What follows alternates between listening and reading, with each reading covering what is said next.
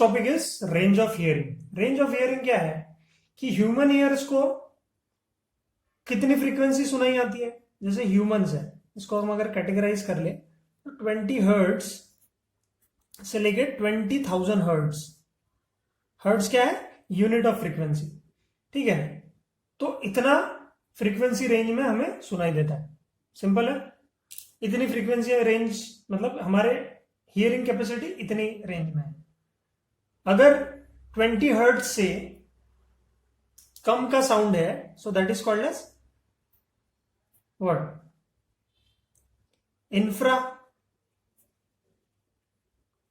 Sonic. और अगर इस रेंज से बाहर है तो that is called as ultrasonic. मतलब सुनने की कैपेसिटी के बाहर ये भी।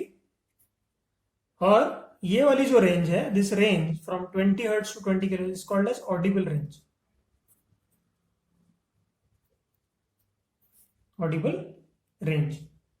लेकिन खास बात यह है कि ये पर्सन टू पर्सन वैरी करता है। ये क्या करता है?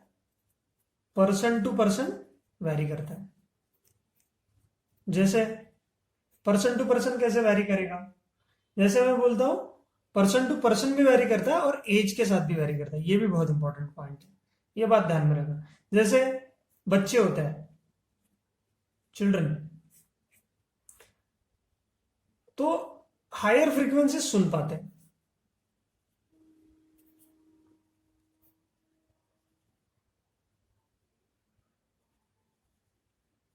हायर फ्रीक्वेंसी सुन पाते हैं। देखे होंगे आपने, बच्चे थोड़ा सा भी अगर गहरी नींद में तो सोते हैं, लेकिन ज्यादा फिर जैसे 30 किलो हर्ट्ज तक उनके मतलब नए नए कोमल कोमल कान होते हैं उनके, इसलिए शायद सुन पाते होंगे। So this are the observations that we have.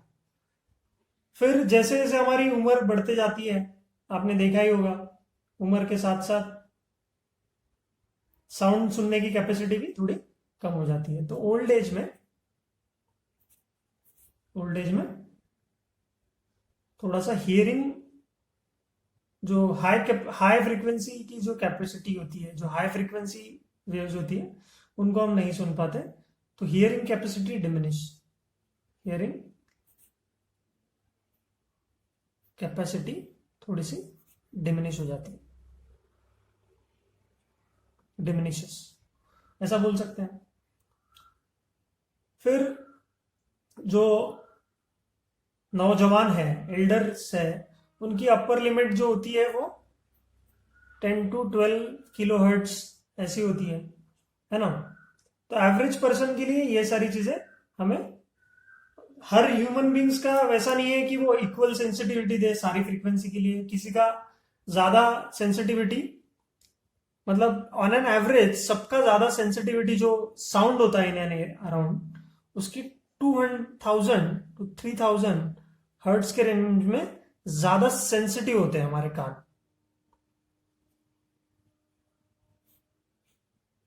Towards sound. समझ में आ रही है बात? ठीक है, तो साउंड फ्रीक्वेंसी लेस देन 20 को हम लोग बोलते हैं इंफ्रासोनिक। ज्यादा जो होता है उसको हम लोग बोलते हैं अल्ट्रासाउंड या अल्ट्रासोनिक फ्रीक्वेंसीज। ठीक है, फिर आते हैं हम प्राणियों पे। ये तो ह्यूमन बींग्स की हो गई, तो ये सारे ह्यूमन बींग्स के पॉइंट ऑफ व्यू से मैंने लिखा है, इसको आप प्लीज समझ लो। ठीक है, बहुत इंपॉर्टेंट है ये। Then different animals. तो एनिमल्स के बारे में अगर हम बात करें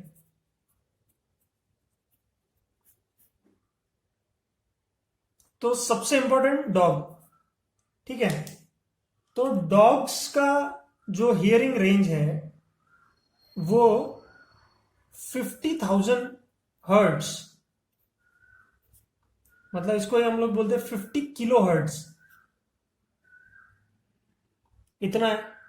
50 किलो हर्ट्ज क्या है? फ्रीक्वेंसी बहुत हाई फ्रीक्वेंसी होती है। तो अगर डॉग को आपको ट्रेन करना है तो उनके लिए स्पेसिफिक एक विसल आती है, that is called as Galton's whistle.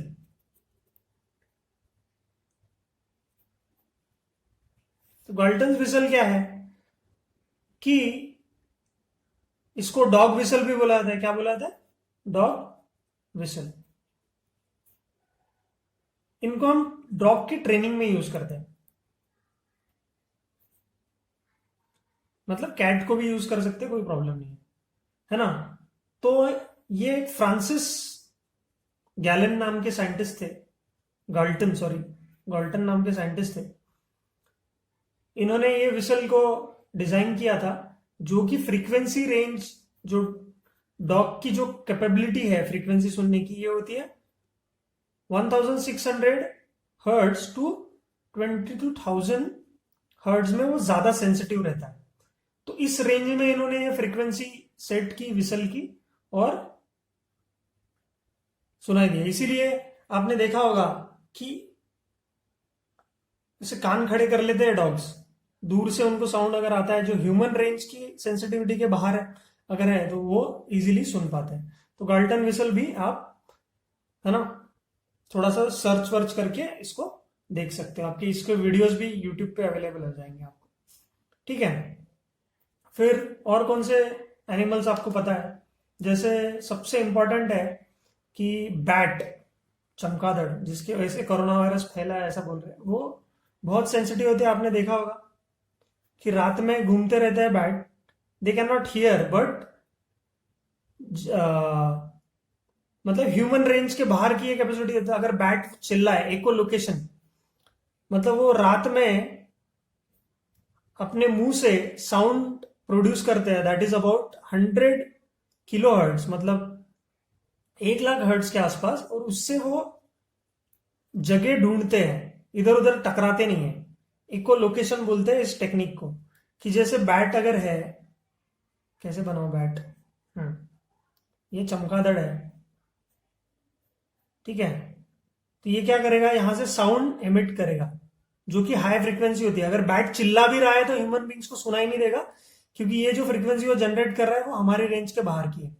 और ये दीवार से वो टकरा गया, वॉल से टकरा गया सपोज, ठीक है। तो क्या होगा, इट विल रिफ्लेक्ट बैक, और ये रिफ्लेक्ट बैक करके इसको पता चल जाएगा कि सामने वॉल है, तो ये डायवर्जन ले लेगा इधर से या इधर से, ठीक है। So this is how echolocation work. Echolocation जो टेक्निक है ये बैट्स यूज करते हैं टू आइडेंटिफाई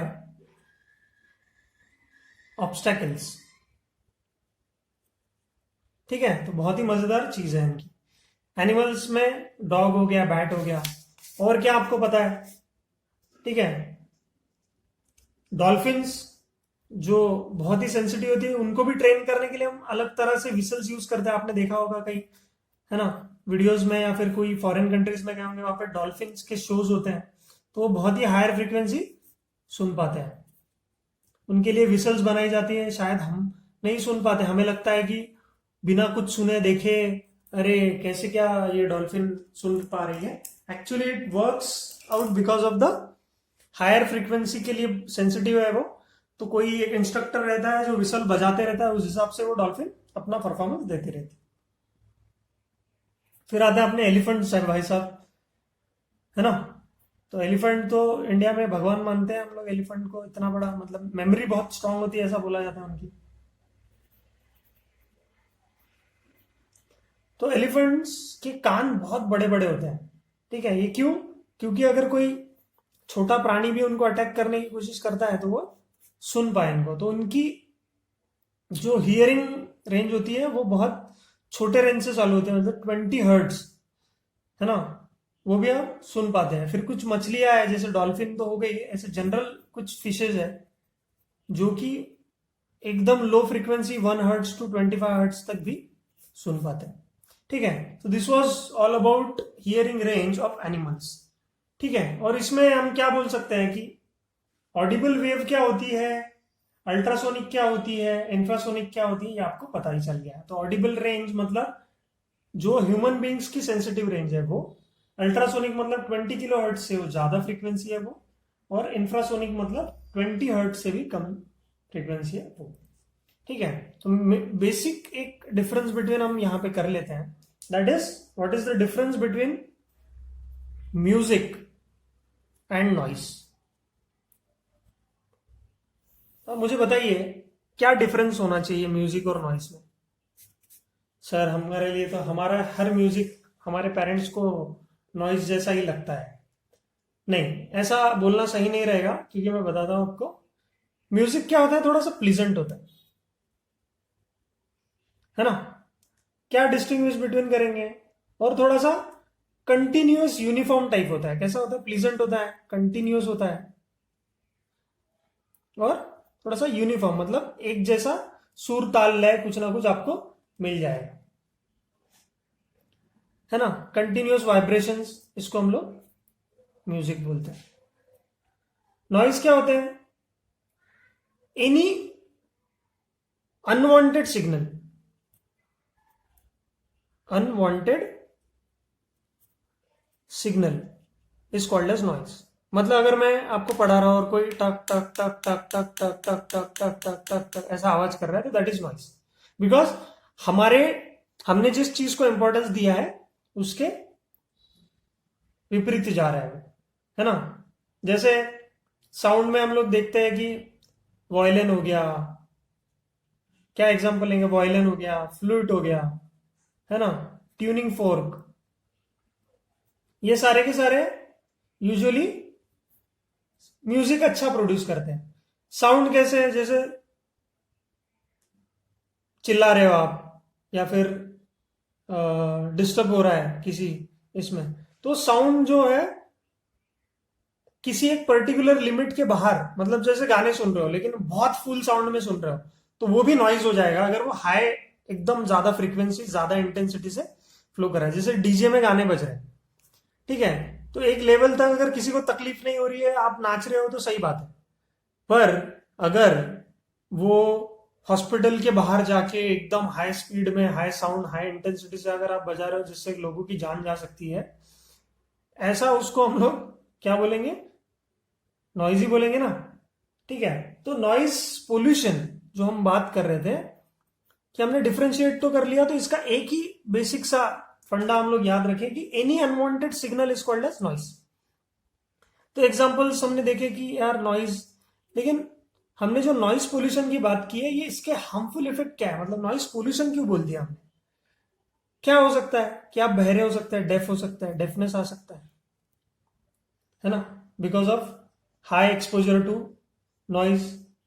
फिर क्या हो सकता है, जैसे आपका कॉन्सेंट्रेशन, मतलब हाई नॉइज पे कॉन्सेंट्रेशन रिड्यूस हो जाता है, मतलब आप कॉन्सेंट्रेट नहीं कर पाते। बहुत लोग होते हैं जिनको डीजेज या फिर ऐसे कंटिन्यूसली एक्सपोजर आता है हाई, तो इट रिड्यूसेस कॉन्सेंट्रेशन।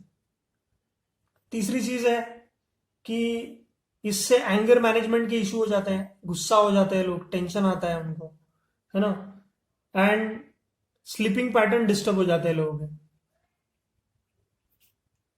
स्लीपिंग मतलब स्लीपिंग पैटर्न खराब हो जाता है, या बहुत ज्यादा नॉइज के पास एक्सपोज हो रहे हैं तो आपको नाइट विजन आपका जा सकता है, विजन पे इफेक्ट हो सकता है, नाइट विजन जा सकता है, रात में आपको दिखना बंद हो जाएगा, या फिर कलर आइडेंटिफाई करने में आपको कलर ब्लाइंडनेस भी हो सकता है, कलर आप आइडेंटिफाई नहीं कर पाओगे। ऐसे सारे क्या है, प्रॉब्लम्स है, या हार्मफुल इफेक्ट्स बोल सकते हैं हम लोग इसको, harmful effects because of what, noise. तो कंट्रोल कैसे करें, अगर मैं इसको इसी इसमें अगर हम, चलो नए टॉपिक पे, नए इसमें ले लेता हूं, अगर मुझे इसको प्रिवेंट करना है, प्रिवेंशन एंड कंट्रोल करना है, सपोज मुझे क्या करना है, प्रिवेंशन एंड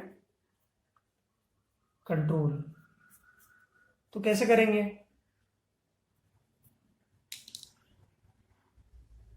कि पहले तो आपका जो डीजे वगैरह का जो सिस्टम है ना, उसके ऊपर कुछ रेस्ट्रिक्शन ला देने चाहिए कि इतने ही साउंड के बाद इसका कोई आवाज बढ़ना नहीं चाहिए कभी भी, है ना। तो हम बोल सकते हैं कि मशीन डिजाइनिंग ही वैसी हो जानी चाहिए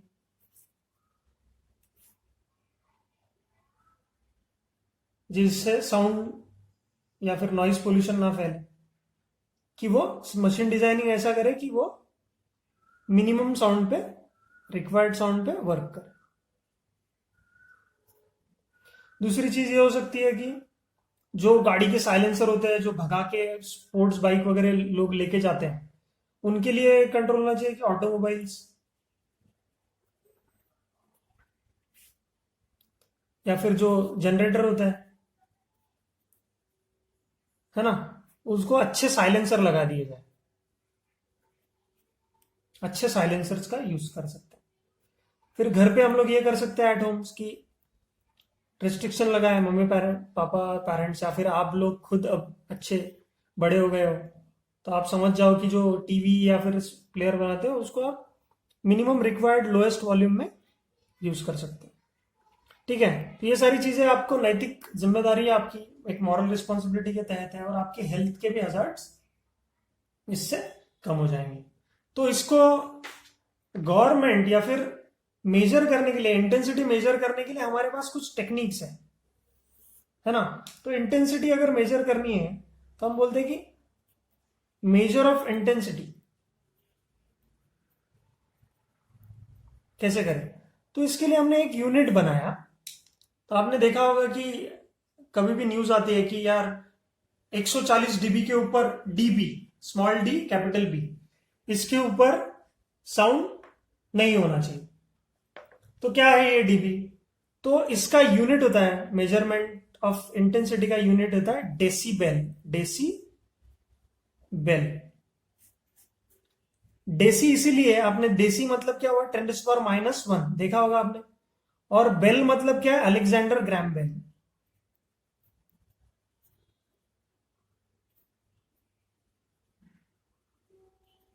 जिन्होंने टेलीफोन का आविष्कार किया था, उनको रिस्पेक्ट देने के लिए हमने ये इंटेंसिटी मेजरमेंट करने का एक यूनिट बनाया है।